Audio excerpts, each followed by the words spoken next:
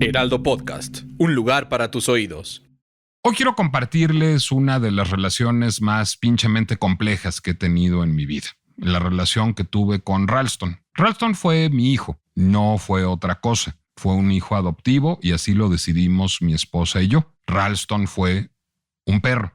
Decidimos adoptar un perro como hijo, en parte porque en algún momento quedó claro que no tendríamos hijos humanos, por diversas razones, pero también es cierto que siempre habíamos querido adoptar un perro y que en cualquier escenario hubiéramos concebido la relación con ese animal como la relación con un hijo. Ralston creo que fue un perro enormemente feliz, fue un perro que aprendió a andar solo, sin correa en la calle. A nosotros nos parecía importante eso. No le preguntamos su opinión, no hubiera habido manera de conocerla. A nosotros nos parecían importantes cosas distintas para él. A mí me parecía importante que tuviera la vida más placentera y agradable posible. Es decir, le daba yo a escondidas de mi esposa mazapanes y los hielos del Campari y parecía muy feliz con ello. A mi esposa le parecía importante que tuviera la vida más sana posible y se esforzaba porque comiera con rigor la dieta que le prescribía la veterinaria y porque fuera con regularidad a su fisioterapia y porque saliera todos los días.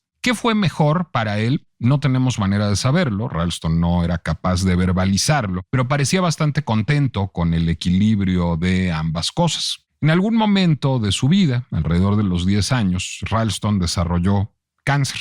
En ese momento tomamos la decisión, mi esposa y yo, orientados por el equipo veterinario, de someterlo a quimioterapia. ¿Se la consultamos? No había manera de consultársela. Ralston no hubiera podido dar una opinión verbal, aunque nos gusta pensar que refrendó nuestra decisión. Ralston saltaba, parecía que de alegría en el momento en que escuchaba la palabra quimioterapia, bajaba las escaleras a toda velocidad, adoraba a su oncóloga veterinaria, a todos los veterinarios y técnicos veterinarios que había en el hospital y se sometía, parece que de muy buen grado, al tratamiento oncológico que duró 3 meses, que supuso hacer sacrificios económicos y logísticos importantes. Era el momento justo del desabasto de medicinas. Nosotros vivimos en la Ciudad de México, donde la situación era particularmente mala. Encontramos un dealer, nos sentíamos de veras del crimen organizado en Jalisco, que nos suministraba la quimioterapia. Una amiga tapatía me mandaba la quimioterapia, el medicamento en una hielera con su hermana en avión a la Ciudad de México. Lo íbamos a recoger, lo pagaba yo a 30 veces el valor en su mercado, sobraba medicamentos, se lo donábamos a otros perros, pero eso permitió que Ralston fuera sometido a esta quimioterapia que duró 3 meses y que le dio una sobrevida en este primer protocolo de 1 año y medio y en la que siempre se vio entusiasta y valeroso de someterse a este procedimiento. Después de ese 1 año y medio de sobrevida, volvió a tener cáncer, reincidió la enfermedad, fue sometido a un segundo protocolo de quimioterapia, fue igualmente complejo e igualmente exitoso. Él fue igualmente valiente y al parecer entusiasta y tuvo 1 año más de sobrevida. No murió de cáncer, murió del corazón, tenía un prolapso de la válvula mitral desde el principio de su vida. Después de eso desarrolló insuficiencia cardíaca. El último mes de su existencia fue complicado, se veía débil, llevaba ya un rato teniendo incontinencia urinaria, dormía con pañal. Otra vez no había manera de saber si él estaba contento o no con el uso del pañal. Nos pareció lo mejor para él. Lo bajábamos a hacer pipí en cuanto escuchábamos que tenía ganas todas las noches en brazos. Nuestra casa tiene 2 plantas. Le cambiábamos el pañal, lo volvíamos a llevar a dormir. Y finalmente Ralston, después de 1 mes, dificultoso, no terrible, un buen día lo bajamos en brazos a hacer pipí, caminaba ya con dificultad. Lo llevamos al balconcito, que era el espacio de la casa que más disfrutaba. Yo me bajé a tomar una llamada de trabajo. De pronto oí un grito de mi esposa. Subí y el asunto es que había tomado a Ralston en brazos porque había empezado a ser víctima de un tremor y justamente llegué a tiempo para abrazarlos a ambos y que muriera en nuestros brazos. Muy poco después de la muerte de Ralston, releí una novela de Michel Houellebecq, escritor francés, que se llama La posibilidad de una isla y que narra la historia de una sociedad en donde la muerte ha sido abolida, en donde se clona no solo a los seres humanos, sino también a las mascotas y en donde nadie tiene que sufrir nunca la pérdida de su perro, pues en cuanto lo ve enfermo lo deja en el patio de su casa y el Estado entra subrepticiamente en la noche y lo cambia por un clon idéntico. En algún momento el narrador protagonista de esta novela decide abandonar esa sociedad, abjurar de ese sistema, irse al bosque. Ahí hay algunos grupos de disidentes salvajes que viven de manera distinta a esa sociedad y en algún momento el perro del protagonista es matado por una flecha que dispara a alguno de estos salvajes. La novela es poderosamente conmovedora en ese episodio porque lo que dice el narrador es que es entonces que comprende qué es el amor. Al faltarle por primera vez un ser querido, significa lo que supuso tenerlo en su vida. Valora lo que su compañía, lo que su cercanía le significaba. En las relaciones con los animales o con muchos animales, y notablemente con los perros, ese fenómeno está dado de antemano. Sabemos que muy probablemente moriremos antes que ellos. En mi caso, Ralston compartió 13 años de una vida mía que ya dura 48 años y que probablemente dure algunos años más. Es una relación que uno sabe trágica y sin embargo se aventura en ella cuando decide adoptar un animal e integrarlo a su vida. Eso lo hace, a mi juicio, una de las relaciones más hermosas posibles. ¿Les parece que tuvo una relación conmovedora con Ralston? ¿Les parece que eso habla de mí como una persona profundamente moral que entiende lo que significan los animales? Bueno, sí. También en la mañana maté un mosquito y saliendo de aquí me voy a ir a comer un par de huevos. Así es la pinche complejidad de la relación entre los humanos y los animales.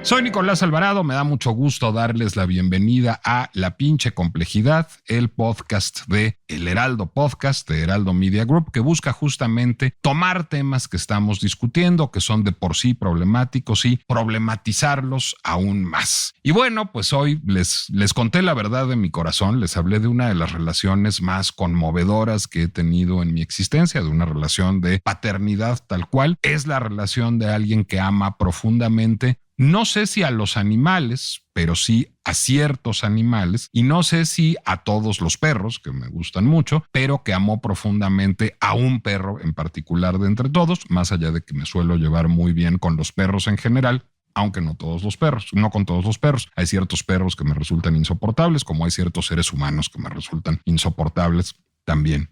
Y sin embargo, soy una persona que come carne, que come queso, que bebe leche, que come huevos y que sabe que en algunos de esos casos, no en todos, pero pues muy probablemente el pollo o el huevo que llegan a mi refrigerador fueron resultado de procesos que frecuentemente pueden haber resultado crueles. Y al mismo tiempo, pues sí, tengo junto a mi cama un aparato que tiene unos tubos de neón que achicharran a los mosquitos cuando están volando. A mí me pican mucho los mosquitos y además me generan reacciones alérgicas y me resultan muy molestos. Y acúsame de ser, supongo, un asesino serial de mosquitos. Es decir, no es igual mi relación con los perros o con los gatos que mi relación con las vacas o con las gallinas, que mi relación con los mosquitos o con las ratas, que mi relación con los leopardos o con los pumas.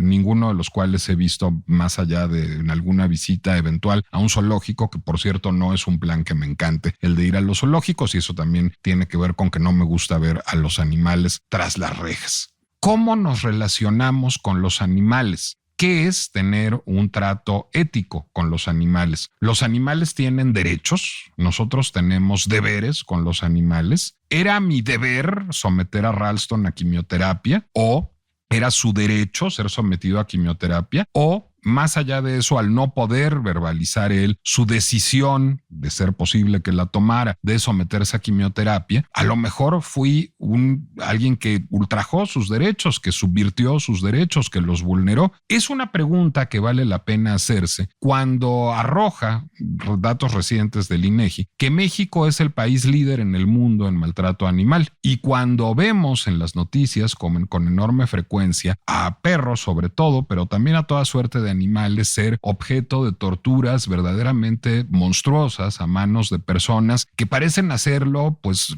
por imbecilidad pura. No parece haber otra razón. Nuestra invitada de hoy tiene un libro que se llama A favor de los animales, publicado por la editorial universitaria, por la editorial de la Universidad de Guadalajara, en donde sostiene que mucha de la crueldad que ejercemos contra los animales tiene que ver con verlos como mercancías, como verlos como productos. Bueno, pues ya quisieran estas personas que torturan animales verlos como productos. Por lo menos hay una lógica, digamos, una lógica del capitalismo salvaje en tener a unas gallinas en unos separos, digamos, poniendo huevos, porque lo que se busca es extraerles un beneficio. ¿Por qué tortura a alguien a un perro en Ecatepec? Pues no hay manera de entenderlo. No le va a extraer un beneficio, no lo está viendo como mercancía. Está ejerciendo un acto de crueldad pura. Entonces también vale la pena entender nuestros grados de maltrato animal. ¿Tenemos la misma relación con todos los animales? ¿Los animales tienen derechos o más bien nosotros tenemos deberes con ellos? ¿Esos derechos o esos deberes se aplican de la misma manera a todos los animales? ¿Y cuáles son las razones del maltrato animal? Y para eso invitamos, como les dije ya, a la autora de A favor de los animales, Fragmentos filosóficos contra el especismo, un libro editado por la editorial de la Universidad de Guadalajara, pero también a la autora de un paper que resulta relevante para efectos de lo que discutiremos hoy. Es un paper que pueden encontrar en PDF en internet sin ningún problema, que se llama Los límites de la justicia, consideraciones filosóficas sobre el derecho para los animales, y está publicado en la revista Piezas en Diálogo, Filosofía y Ciencias Humanas, que pueden encontrar en PDF si ponen el nombre de nuestra invitada, que se llama Hildanely Lucano Ramírez. Hildanely Lucano Ramírez es filósofa por la Universidad de Guadalajara, es doctorante en Humanidades por la Universidad de Guadalajara, y veo, Nelly, que tu libro está publicado concretamente por un centro universitario de la UDG, por Q-Lagos. ¿Eso significa que tú eres además académica de Q-Lagos? No, soy académica de la Universidad de Guadalajara. Estoy más bien acá en Guadalajara en un centro universitario que se llama de Ciencias Sociales y Humanidades. Por acá soy académica. En el CUCS. Te voy a decir por qué te hacía la pregunta. Sí. Porque yo trabajé en alguna época para Cualtos, para el Centro Universitario de Los Altos, y conozco Q-Lagos y conozco la región de Los Altos. Cualtos está en Tepatitlán, Q-Lagos está en Lagos de Moreno y justamente en San Juan de los Lagos, ¿verdad? Me hice bolas. Sí. En San Juan de los Lagos. Y justamente esa es una región, la región de los Altos de Jalisco, avícola, porcícola y ganadera. Es una región productora, es uno de los principales productores de leche y de los principales productores de huevo en el mundo. Entonces me llamó mucho la atención que tu libro aparezca editado por Q-Lagos, porque me parece importante que justamente en una región como los Altos de Jalisco se haga filosofía sobre el derecho animal y sobre nuestra relación con los animales. Y me imagino que este es un tema que pues tú te has preguntado desde esa óptica y desde otras, como he podido leer. Y yo quisiera hacerte la pregunta sencillísima porque la abordas de manera muy compleja en el paper que yo refiero. Los animales, a ver, la voy a bifurcar la pregunta, ¿tienen derechos? Y segunda pregunta, ¿y si no los tienen, deben tenerlos? Muy bien, pues muchas gracias nuevamente por la invitación, por el espacio. Vamos a tratar un tema que es sumamente serio y es sumamente relevante para nuestras sociedades. Por una parte, hablar sobre el derecho animal es hablar bajo dos ideas. Una es un derecho moral, es decir, este derecho que tú le diste, por ejemplo, en el caso de tu relación con el perro, tú le diste un derecho moral a todo el beneficio sobre su vida, sobre su salud, sobre sus cuidados, etcétera, etcétera, pero es moral en el sentido de que uno decide de manera consciente, reflexiva, otorgar esos derechos a los demás, ¿no? Sin embargo, también hay un derecho que podremos llamar derecho jurídico, que en este caso es el que está plasmado en códigos, en constituciones, en normas, etcétera, de tal forma que si hablamos de derechos de los animales, diríamos tienen derechos morales en el sentido en que cada individuo que asume esa responsabilidad le está otorgando ese tipo de derechos, ¿no? Pueden variar los derechos, por supuesto, puede haber algunos animales que tengan solamente derechos por parte de sus compañeros de vida o de sus dueños, incluso derechos a la vida o parte de la vida, ¿no? A ser alimentados, a hacer un poco de cuidado, etcétera, etcétera, de tal manera que diríamos esos derechos son morales, es decir, los únicos que nos obligan es nuestra propia conciencia, nos obligan ante ellos, ¿no?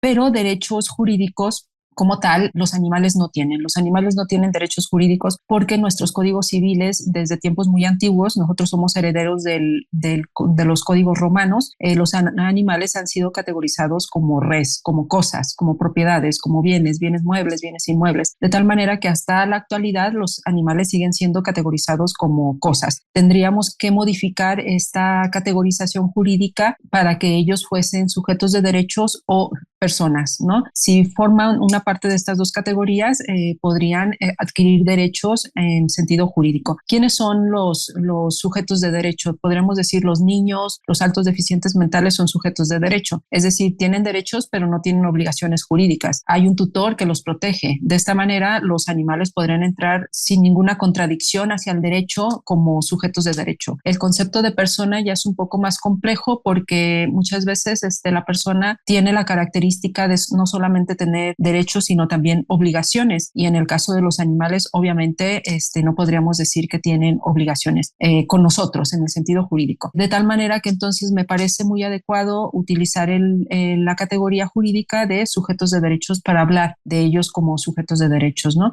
Ahora bien, ¿qué si deberes quieres, tenemos? déjame interrumpirte okay, ahí, Nelly, okay. justamente ¿sí? Para complejizar el asunto, porque creo que ya han emergido varias cosas que vale la pena discutir. Bueno, una es, a ver, yo con Ralston o con Charlie, que es un gato que tuve, que fue no tan querido como Ralston, pero fue muy querido y ahí también vale la pena hablar. Tenía yo, creo que sí, obligaciones y me imagino que sí son jurídicas. Es decir, yo quería mucho más a Ralston que a Charlie. Charlie era un gato pues bastante hosco, bastante arisco, le gustaba jugar luchitas conmigo, pero no era cariñoso. No teníamos la complicidad tan profunda, digamos, que teníamos Ralston y yo. Lo consideraba yo, digamos, un hijo no favorito, si quieres, pero yo cumplía a cabalidad con lo que yo moralmente asumía mis obligaciones con Charlie, es decir, dejarle abierta la ventana para que saliera, irlo a buscar al terreno baldío de atrás si se perdía, irlo a bajar de un árbol si ya no se podía bajar, tenerle sus croquetas y su agua todo el tiempo, hacerle cariños, llevarlo al veterinario, someterlo a una cirugía cuando hubo que, o sea, es decir, yo me sentía, aunque no fuera este amor desaforado que yo tenía por Ralston, pues yo sentía que tenía unas obligaciones con ese gato, como tenía unas obligaciones con ese perro. Mi primera pregunta es, ¿la legislación al tener un animal viviendo en casa no obliga a observar ciertos derechos? Es decir, a alimentarlo, a brindarlo atención médica. ¿No hay una legislación sobre las mascotas? Es muy buena tu pregunta porque aquí ha habido una confusión constante. Cuando nosotros hablamos que tenemos obligaciones hacia los animales, también a lo largo de la historia, desde el Código de Hammurabi, teníamos obligaciones hacia los animales. Pero eso no quiere decir que entonces nosotros al tener obligaciones ellos tengan derechos. Te voy a poner un ejemplo que quizás pueda ilustrar y pueda aclarar esta situación. Nosotros en tiempos muy antiguos, vamos a pensar en la época romana, cuando existían los esclavos, el dueño tenía obligaciones hacia su esclavo, pero eso no quiere decir que el esclavo tuviese derechos, ¿sí? Sino más bien siempre nosotros hemos tenido obligaciones hacia aquellos que nosotros tenemos como tutores, ¿sí? Ahora bien, existen, por eso ponía el caso de los niños y los altos deficientes mentales. Pueden existir personas que nosotros tengamos obligaciones hacia ellos, pero estos se acreditan derechos. Esto es el caso de niños y altos deficientes mentales porque no están categorizados como cosas, están categorizados como sujetos de derecho o como personas. Y en el caso de los esclavos también eran categorizados como cosas. Por eso la importancia de descosificar a los animales o desobjetivar a los animales en el ámbito jurídico para que obtengan verdaderos derechos, porque de esta manera lo único que tenemos son leyes anticrueldad, como existían con los esclavos. Anteriormente existían leyes anticrueldad para no ejercer tanta violencia hacia los esclavos. Por eso no quiere decir que los esclavos tuviesen derechos. De esta manera, entonces, hablamos solamente de obligaciones de nosotros hacia los animales en el ámbito jurídico. Déjame interrumpirte otra vez porque ya se va poniendo buena la discusión. Es decir, ok, supongamos entonces que los perros, los gatos, y lo voy a llevar más allá porque tus escritos lo llevan más allá, las vacas, las gallinas, me voy a tener en las vacas, las gallinas, porque difícilmente tus escritos van más allá de las vacas y las gallinas, creo, ahora lo platicaremos, tienen derechos. Y los mosquitos y las ratas y las cucarachas, es decir, porque además es curioso, en mi casa ha llegado a haber cucarachas y ratas. Y de hecho hemos hablado al exterminador para que no haya cucarachas ni ratas. Y mosquitos, eso sí, pues no hay manera. Y para ti que vives en Guadalajara, lo que los mosquitos son a la Ciudad de México, los zancudos son a Guadalajara. Y yo confieso que me he echado varios en el aeropuerto de Guadalajara, en donde hay muchísimos zancudos. Cada vez que estoy esperando un vuelo, pues debo matar a 3 o 4 zancudos. ¿Eso me hace un asesino? ¿Esos zancudos, esos mosquitos, tienen derechos o no? Mira, tu pregunta es muy acertada. Voy a señalar dos cosas. Cuando nosotros hablamos, o al menos yo hablo de derechos de los animales, pongo en consideración dos factores. Un primero es el factor de la necesidad. Es necesario que nosotros continuemos realizando actos crueles hacia los animales. La mayoría de las veces mi respuesta es no. En estas sociedades industrializadas tenemos alternativas para comer, alternativas vegetales, por supuesto, alternativas para vestirnos, para entretenernos. Por lo tanto, el punto de la necesidad es muy importante. Ahora bien, hay otro punto que es muy importante, que es la defensa propia. Si estamos hablando que un mosquito te va a picar y es posible que te transmita alguna enfermedad, bueno, obviamente tú ya te estás defendiendo, pero en el caso de otros animales, muchas veces los matamos por simple gusto, por simple placer, es decir, un placer culinario puede ser un placer estético al momento de vestirlos o al momento de usarlos para otro tipo de actividades. De tal manera que entonces esos dos factores me parecen sumamente importantes, la necesidad y la defensa propia, ¿no? De tal manera que entonces podríamos decir, bueno, así como ese mosquito tiene el derecho a satisfacer su necesidad de comer, ¿verdad? Y me quiere picar, pero yo me defiendo matándolo, bueno, pues ahí no estamos hablando de ninguna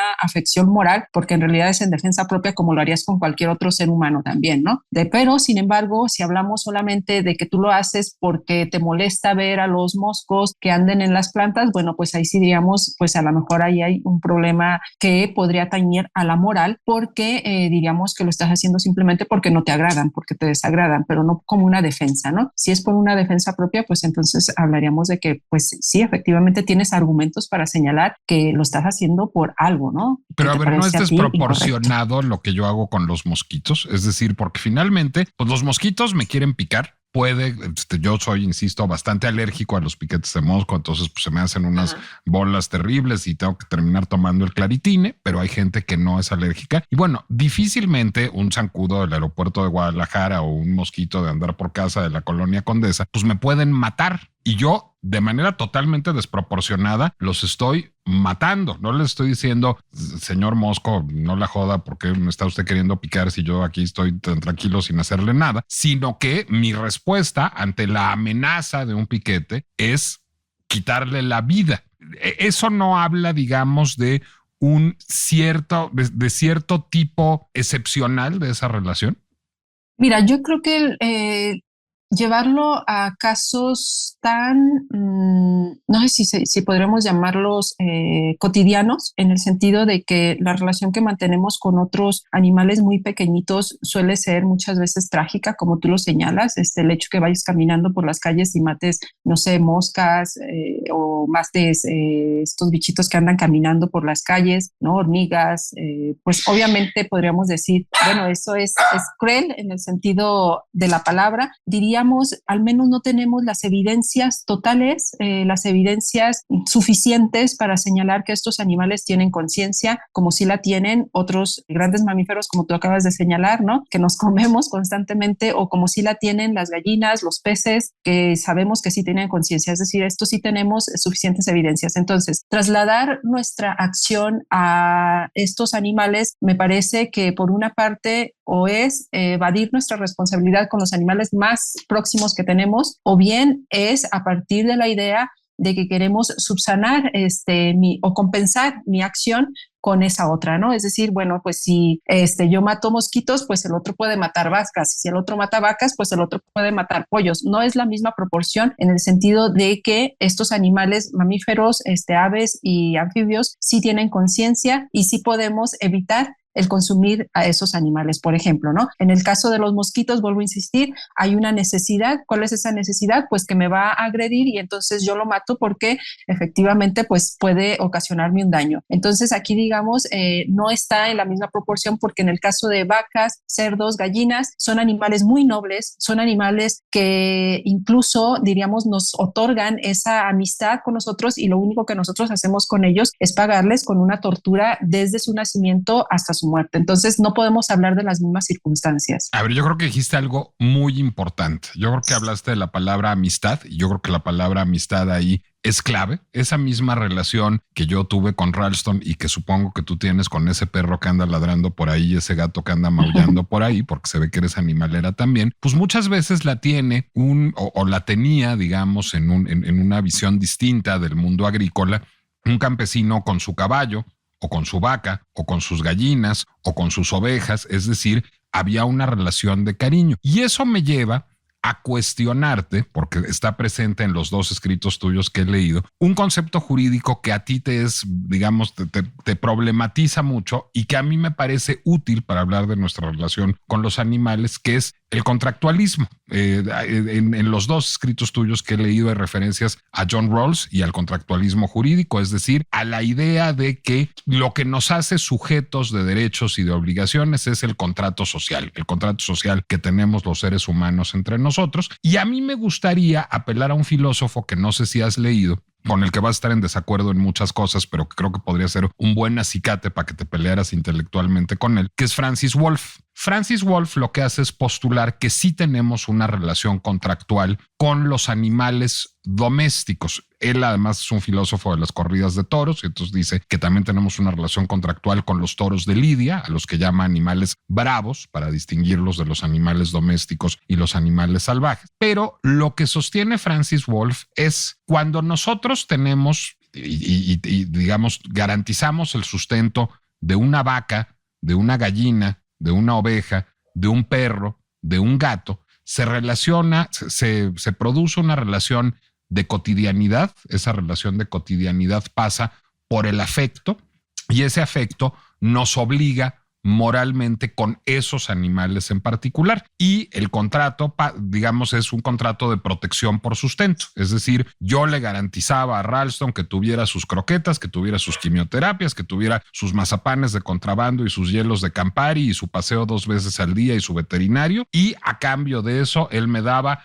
compañía, amor, alegría, afecto, es decir, era una relación contractual. Yo le garantizaba a Charlie también sus croquetes, su veterinario, y él me daba arañazos y a mí me divertía que me diera arañazos, y ese era un contrato como el que tiene un granjero con sus vacas o con sus gallinas o con sus ovejas, y hay una relación ahí cotidiana. Nosotros no tenemos una relación contractual con los mosquitos, y no tenemos una relación contractual con las ratas, y no la tenemos con las panteras ni con los elefantes, es decir, con los animales salvajes. Lo que comparten los mosquitos o las ratas o las cucarachas con las panteras o los elefantes o los pumas es que son animales que no están en cautiverio, que no son domesticados, que no tienen una relación contractual con nosotros, y creo que ahí hay dos raseros distintos. Eso es lo que a mí me gustaría postular. Es decir, yo imaginaría una legislación que nos obliga de una cierta manera con los animales con los que tenemos una relación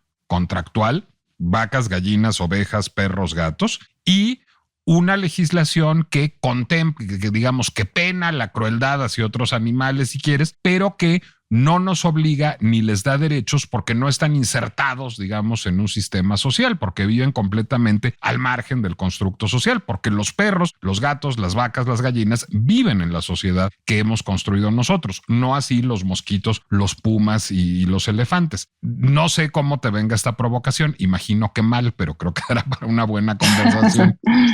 Sí, muy bien. Bueno, para empezar, si hablamos del contractualismo, sus fuentes son Hobbes, Locke y Rousseau. Y estos 3 autores proponían, y esto lo sigue luego John Rawls, por supuesto, proponían que el contrato se tendría que hacer entre iguales, por una parte. Y además de que se tendría que hacer entre iguales, tenía que cumplir otro requisito, y era que ambos iban a tener un beneficio, es decir, el contractante y el contratado iban a tener un beneficio. De tal manera que entonces, cuando nosotros hablamos de un contrato, necesitamos cumplir estas dos condiciones mínimas. En el caso de los animales, John Rawls dice, no puedo dar una versión sobre nuestra relación hacia los animales, dice no hay que ser crueles con ellos, pero no podemos crear un contractualismo. ¿Por qué no lo podemos hacer? Y tenía toda la razón, porque efectivamente los animales, bajo su teoría, por supuesto, me refiero a que tienen razón bajo su teoría, porque los animales no tenían un beneficio de ese contrato o bien no eran nuestros iguales en el caso del raciocinio. Hay una autora muy interesante que va más allá, hace una crítica muy interesante a John Rawls y va más allá de esto, en Los límites de la frontera, Martha Nussbaum, y ella se hace un análisis muy profundo acerca del contractualismo y entonces señala que sí es posible a crear contratos, no en el sentido tradicional hacia los animales, sino más bien este tipo de contratos tendrían que ser bajo la idea de que nosotros estamos creando una justicia hacia ellos. Es decir, no es por compasión, no es porque a mí me satisface, no es porque me agrada, sino porque es una cuestión de justicia, es una cuestión política. ¿Qué quiere decir esto? Que tendríamos que incluir a los animales dentro de nuestros códigos civiles, de nuestros códigos penales, para que ellos fuesen beneficiados en nuestra relación con ellos. ¿Por qué las vacas, los cerdos, las gallinas no tienen un contrato con nosotros? Pues es obvio porque primero no las vemos como iguales, las vemos, vuelvo a insistir, como mercancías que nos van a dar sus productos, incluso sus vidas para nosotros alimentarnos o tener un beneficio. Y segundo, porque, eso no tiene beneficio y no las vemos como iguales porque ellas además no van a obtener ese beneficio, ¿sí?, que podría tener un contratante. Yo creo que ninguno de nosotros, de los que estamos por acá, diríamos yo voy a firmar un contrato donde yo acepte la explotación, que me quiten mis productos o mis hijos y además que me quiten la vida. Nadie va a querer un contrato de ese tipo, ¿verdad? Nadie lo va a firmar, de tal manera que entonces no estamos hablando que ambos van a ser beneficiados. Por lo tanto, no hay un contrato, y mucho menos con los toros de Lidia. Los toros de Lidia, por supuesto que no creamos un contrato con ellos, porque en este caso, vuelvo a insistir, si lo estuviésemos viendo como nuestro igual, a nuestro igual no lo vamos a matar nunca ni lo vamos a torturar durante 30 minutos para entretenernos. A nuestro igual lo vemos como tal, es decir, como el otro que efectivamente ve reflejada mi humanidad en su humanidad y yo veo su humanidad reflejada en la mía. Y por lo tanto, no le voy a la clásica idea ética o máxima ética, no hagas a los demás lo que no quieras que te hagan. Es decir, si tú ves a tu otro como tu igual, no le vas a hacer lo mismo porque lo ves igual. De tal manera que entonces cuando hablamos de contrato social o de contrato en el sentido del contractualismo, con los animales no creamos contratos a menos que, como tú bien lo dijiste al inicio, a menos que tú todos esos beneficios como igual a tu perro, que lo viste como igual, pero además lo viste con un beneficio, que a ti te daba compañía, cariño y todo esto, y él te lo retribuía con otro tipo de cosas cuando tú le dabas sus quimioterapias, sus croquetas y todo eso. Entonces ahí diríamos, hay un contrato, pero ese contrato tú lo has generado de manera, otra vez, moral, individual, no de manera jurídica. De manera jurídica no existe eso. Pero es un contrato unilateral, porque otra vez nadie le preguntó a Ralston si estaba de acuerdo en firmar ese contrato. Es decir, te voy a contar conté una versión muy heroica de la historia. Déjame contar una versión terrible de la historia. Pues mi esposa y yo fuimos y lo arrancamos del seno de su madre al mes de nacido. Y no le preguntamos a la madre, te la voy a poner peor, el amo, dueño, padre, dile como quieras, creo que habría que preguntarle a él cómo se llamaba. David, el amigo de mi mujer que nos regaló a Ralston, pues decidió regalarnos al hijo de su perra. Y nosotros fuimos y se lo quitamos y nadie les preguntó a Madrid ni a Ralston qué podían opinar.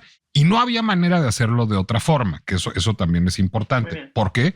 Porque David no podía, Madrid era una perra doméstica que no podía vivir si no era en una casa en la ciudad. Es decir, si Madrid se hubiera quedado sola en el campo o en la calle, hubiera muerto muy rápidamente. David no podía hacerse cargo de los hijos de Madrid, es decir, no tenía el dinero, ni el tiempo, ni la disposición para eso.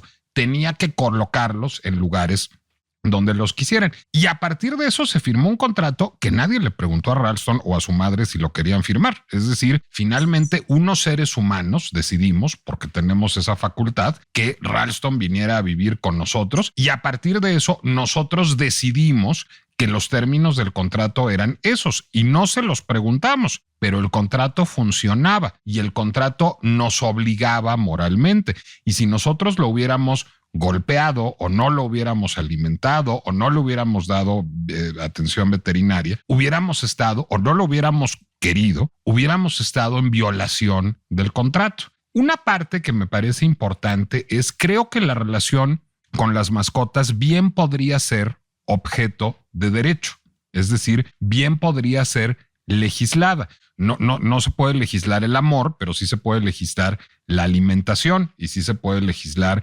el trato digno. Creo que esa parte es importante. Y hay legislaciones, normalmente la relación con los animales es objeto de legislaciones locales, y hay legislaciones que así lo contemplan y que penan a quien maltrata a sus mascotas. Eso es importante. En el mismo sentido, yo veo, digamos, un contrato unilateral en nuestra relación con los animales de la granja. Es decir, imagina, yo sé que el paradigma bienestarista te mete mucho ruido, es decir, la idea de el trato humano a los animales que serán eventualmente hechos carne o que se cultivan para que den queso o para leche o para que den huevos, etcétera. Pero finalmente, ahí habría un intercambio no demasiado distinto del que se tiene con un animal de compañía, con un perro o con un gato. Es decir, imaginemos una granja de libre pastoreo en donde las vacas están muy contentas y están jugando y están comiendo su hierba y además se les dan complementos, y en donde las gallinas tienen su maíz y están libres y no se buscan unos objetivos de producción, digamos, como los de las granjas industriales, sino hay objetivos mucho más modestos porque se venden los huevos en unas tiendas muy elegantes en la Americana y en la Condesa, y entonces no hay un objetivo de venta tan importante. Eso sucede en muchos lugares. No hay ahí un contrato como el que establecemos con las mascotas. Es decir, cuando estamos hablando de un paradigma bienestarista en donde los animales tienen una vida que les permite jugar y explorar todas las capacidades de las que habla Nussbaum y que tú citas muy bien en tu paper, y que simplemente hay un contrato en donde esas condiciones de bienestar son a cambio de poder tener sus productos, sus huevos, su leche o eventualmente su carne después de que tengan una larga vida en rastros con condiciones más o menos bienestaristas. No estamos hablando ahí de un contrato como el contrato que tenemos con las mascotas, Nelly.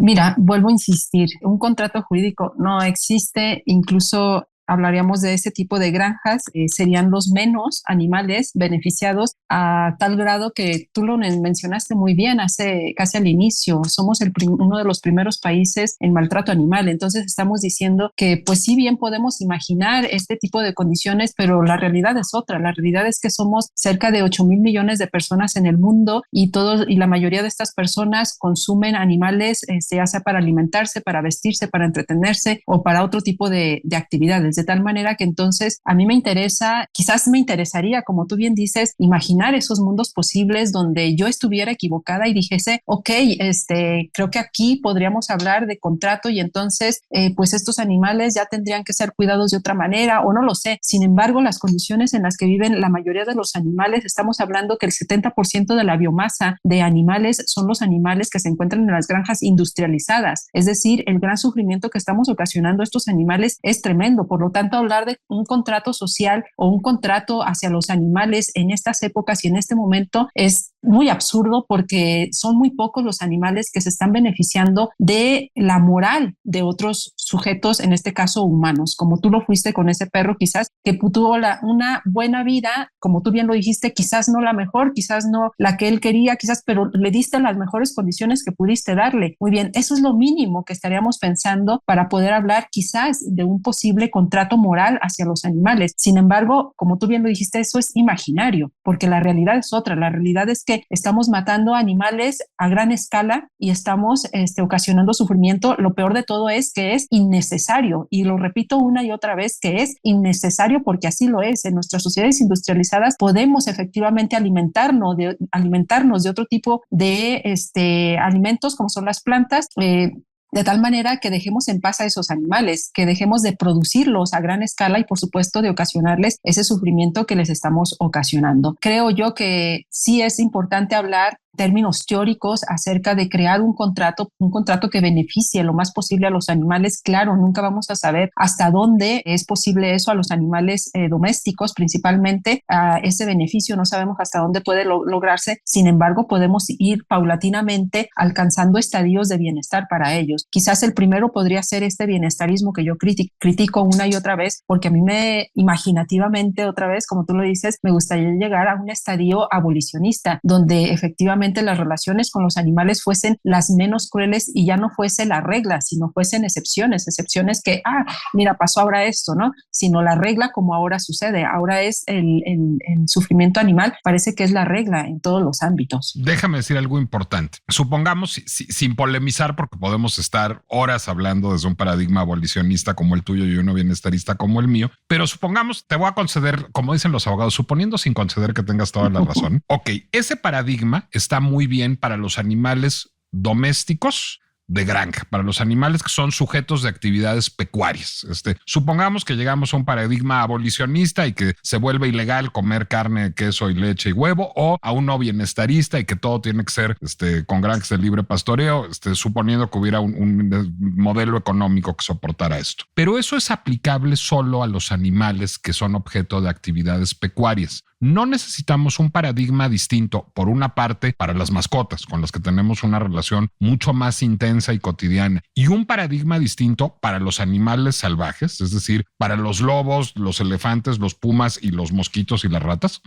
Por supuesto, me haces pensar en un texto que se llama Zoópolis de Sue Donaldson y Wilkin Lika, donde ellos desde una perspectiva de la ciudadanía señalan que los animales de compañía, es decir, perros, gatos o otro tipo de animales que son de compañía, tendrían que tener una ciudadanía como la tienen los niños o los altos deficientes mentales, de tal manera que tengan protección a la salud, al cuidado, a tener una casa, a tener protección, todo lo que tiene un niño muy pequeñito, ¿no? Luego dice, tendríamos otro tipo de perspectiva política o de ciudadanía para aquellos animales que son liminales, es decir, los animales que entran a nuestras ciudades pero no dependen totalmente de nosotros, como pueden ser ardillas, palomas, pájaros, ¿no? De tal manera que ellos no adquirirían la condición de ciudadanos, pero sí adquirirían la condición de migrantes, es decir, no tendríamos derecho ni a torturarlos, ni a maltratarlos, ni a encerrarlos, todos los derechos que tiene un migrante como tal. Pero también dice, bajo esa teoría de la ciudadanía, tendríamos que crear relaciones con aquellos animales que llamamos silvestres, ¿sí? Los cuales no tienen ninguna relación con nosotros, y entonces la relación que tendríamos con ellos no sería ni como ciudadanos ni como migrantes, sino más bien como estados soberanos. Es decir, nosotros tendríamos un deber hacia ellos cuando tengan un desastre natural, una pandemia, pues podríamos ayudarlos, pero siempre señalando que ellos son soberanos, es decir, que tienen la capacidad de organizarse como cualquier otro estado humano que se organiza y respetamos sus leyes o sus normas, ¿no? También en el caso de los animales silvestres tendremos que hacer lo mismo, es decir, respetar sus formas de vida, respetar sus relaciones, pero cuando nosotros podamos apoyarlos ante, vuelvo a insistir, un desastre natural o una enfermedad altamente contagiosa, pues lo podríamos hacer, ¿no?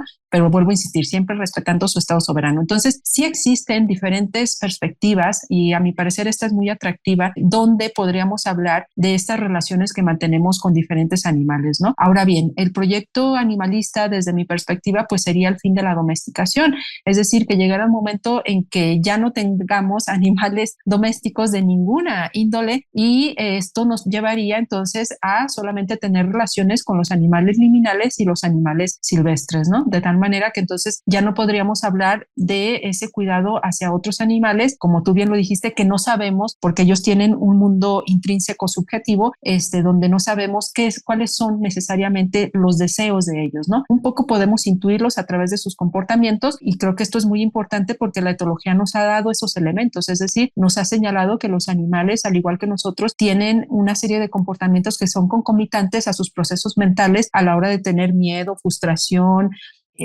enojo, felicidad, etcétera, etcétera. Cuando tienen todo este tipo de emociones, pues nosotros las podemos saber porque su comportamiento es así, ¿no? Tú dices, mi perro bajaba contento cuando sabía o escuchaba la palabra quimioterapia, y entonces tú intuías que eso pues era motivo de decir sí lo voy a llevar porque pues se está beneficiando de eso, se siente bien, no lo sé, pero nunca vamos a poder saber qué exactamente está pasando dentro de las mentes de los otros, ¿no? Si no lo podemos hacer con los humanos, pues mucho menos con los animales no humanos. Entonces, a mi parecer, tendríamos que llegar a ese fin de la domesticación en todos sus niveles. Pero a ver, si llegamos al fin de la domesticación, esos ladridos y maullidos que oigo tan alegres en tu casa, ya no los oiríamos. Es decir, y habría bulldogs franceses, ya no habría. Es decir, hay especies que desaparecerían. Tanto humanos como animales, es justo que paguemos ese precio por el fin de la domesticación. ¿Está mal toda forma de domesticación, aunque desaparezcan por completo ciertas especies?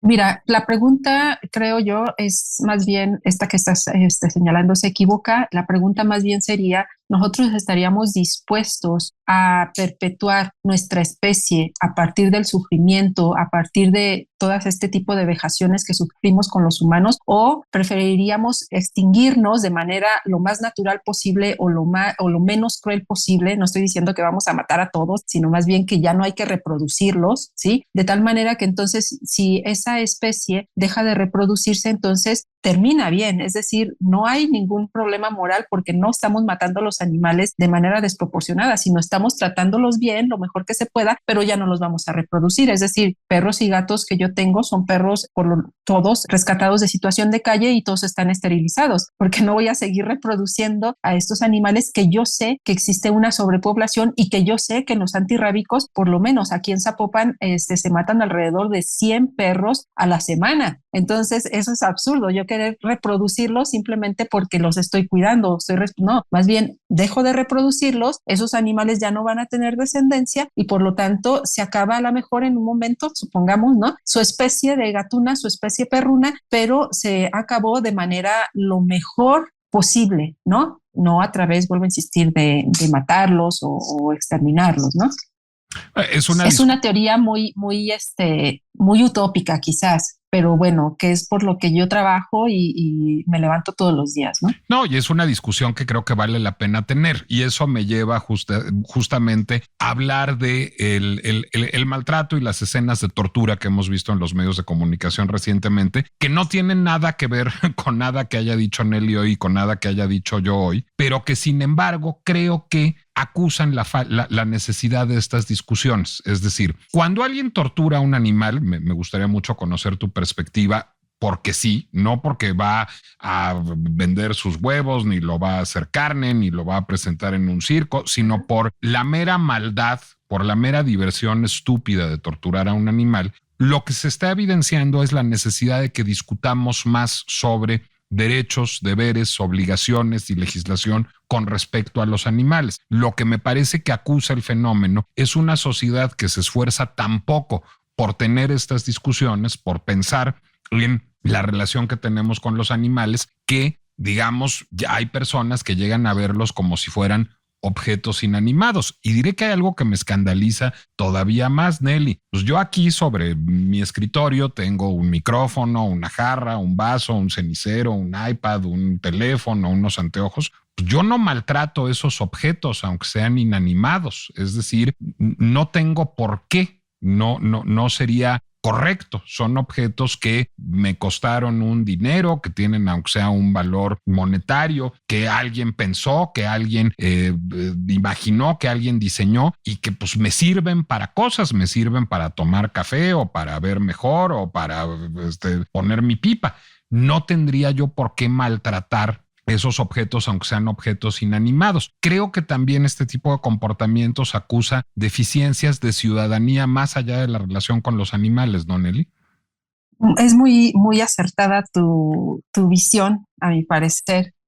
Por una parte, cuando nosotros hablamos de que somos el primer país en maltrato animal, estamos hablando de sociedades que efectivamente están ya traspasando líneas o fronteras donde el ser humano puede ser el que sigue. Y de hecho lo somos, ¿no? Somos también un país donde a las personas se les desaparece, se les viola, se les tortura, un montón de cosas que suceden con los seres humanos. Y lo refiero porque hay estudios que han señalado que el maltrato hacia los animales luego conlleva a normalizar el maltrato hacia los humanos, de tal manera que entonces si nosotros no atendemos esta problemática, como tú bien lo dices, pues estamos posibilitando que esto se normalice, es decir, normalizar el maltrato hacia los animales y luego normalizar el maltrato hacia los humanos, ¿no? Que de por sí pareciera muchas veces ya lo es, ¿no? Muchas veces vemos a millones de personas o miles de personas que han sido desaparecidas y la mayoría de nosotros no actuamos para nada, ¿no? Es decir, hay una indiferencia sobre eso. Entonces, tendríamos que estarnos preguntando si su raíz efectivamente a través de estos estudios no es el maltrato o la indiferencia hacia el maltrato hacia los animales. Ahora bien, por otra parte, yo podría decir que si nos alimentamos, nos vestimos, nos entretenemos, estudiamos con animales, es decir, con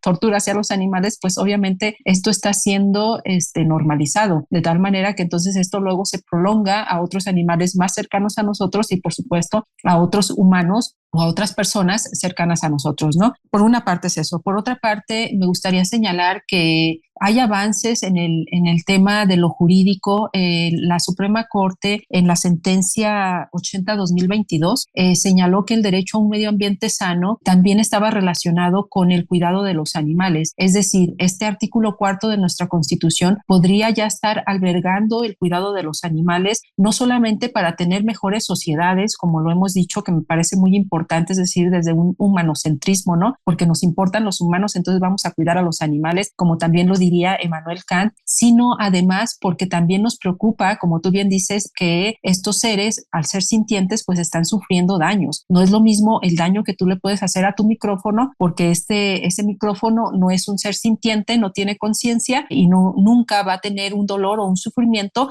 a ocasionarle daño a un perro, a un gato o a otro tipo de animales de otras especies, porque estos animales sí tienen conciencia y sí tienen la capacidad de sufrir y disfrutar, es decir, de tener experiencias agradables y desagradables. Entonces, a mi parecer, sí tendríamos que estar legislando y tendríamos que tener este tipo de espacios donde hablemos de manera seria en torno a los animales no humanos con los cuales nosotros tenemos relaciones cotidianas y quizás de manera no tan cotidiana en el sentido de cercana, pero sí habitual, ¿no? A la hora, vuelvo a insistir, de comer, de vestirnos, de entretenernos. A favor de los animales de Nelly Lucano está publicado por la Universidad de Guadalajara. Lo pueden encontrar, curiosamente, ya no en formato físico, pero sí en ebook en cualquier plataforma y en el sitio de la editorial universitaria y de la librería Carlos Fuentes de la Universidad de Guadalajara. Los límites de la justicia, consideraciones filosóficas sobre el derecho para los animales, está publicado en la revista Piezas y está plenamente disponible en PDF con el nombre de su autora, Nelly Lucano. Nelly, en redes sociales, ¿en dónde te podemos encontrar? Me pueden encontrar en Facebook, en Twitter y en Instagram. ¿Y cómo te buscamos? Nelly Lucano, Nelly así Lucano, como aparece, efectivamente. Con una sola L y con Y, ¿verdad? Así es. Nelly Lucano. Gracias, Nelly Lucano. Mi Instagram es Nicolás Alvarado Lector y gracias a ustedes por habernos acompañado en un episodio más de La Pincha Complejidad. Les recuerdo que este podcast del Heraldo Podcast lo pueden encontrar en Spotify, en Deezer, en Apple Music, en Amazon Music y en YouTube y en cualquier lugar en donde ustedes suelen escuchar podcasts. Y les hago una recomendación antes de irnos: por favor, no maltraten animales, no maltraten seres humanos y tampoco maltraten micrófonos y cafeteras si se puede. Hasta la próxima.